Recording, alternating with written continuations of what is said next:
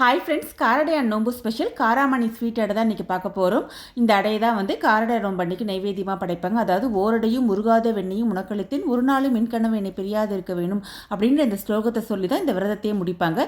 அந்த காரடை தான் பார்க்க போகிறோம் இன்றைக்கி, காராமணி அடை. இப்போ ஒரு கப் போல் பச்சரிசி மாவு எடுத்துக்கலாம். 1/4 கப் காராமணியை ஓவர் நைட் ஊற வச்சுருங்க. மாவை லைட்டாக வறுத்து எடுத்துக்கலாம். 1 கப் மாவுக்கு 1 கப் வெல்லம் கரெக்டாக இருக்கும். காராமணியை 3/4 பதத்துக்கு நல்லா வேக வச்சு எடுத்துக்கலாம். இப்போது கரைச்ச வெல்லத்தை கடாயில் விட்டுட்டு இதுக்கு கூட 1 கப் அளவுக்கு தண்ணி விட்டுக்கலாம். மொத்தம் 1 கப் மாவுக்கு 2 கப் தண்ணி கரெக்டாக இருக்கும். இப்போ வெள்ளத்தை நல்லா கொதிச்சுக்கப்போ ஒரு பிஞ்ச் அளவுக்கு ஏலக்காய் பொடி, துருவன தேங்காய் ஒரு கைப்பிடி, ஒரு கைப்பிடி அளவுக்கு வேக வச்சுருக்கக்கூடிய காராமணி, ஒரே ஒரு பிஞ்சு சால்ட்டு சேர்த்துக்கோங்க. இந்த மாதிரி சால்ட்டு சேர்க்கும் போது அது நல்லா ஸ்வீட்டை என்ஹான்ஸ் பண்ணி கொடுக்கும். இப்போ கடைசியாக வறுத்து வச்சுருக்கக்கூடிய அரிசி மாவை கொஞ்சம் கொஞ்சமாக விட்டு நல்லா கலந்து எடுத்துக்கலாம். நல்லா ஒட்டுக்கா எல்லாத்தையும் கலந்து எடுத்துக்கலாம். இப்போது நல்லா கலந்து எடுக்கும்போது பார்த்திங்கன்னா அந்த கடாயில் ஒட்டாமல் வரும். 1 கப் மாவுக்கு 2 கப் தண்ணி கரெக்டாக இருக்கும். சில மாவை பொறுத்து இருக்குது. அப்படி வேணும்னா அடிஷ்னலாக ஆட் பண்ணிக்கோங்க.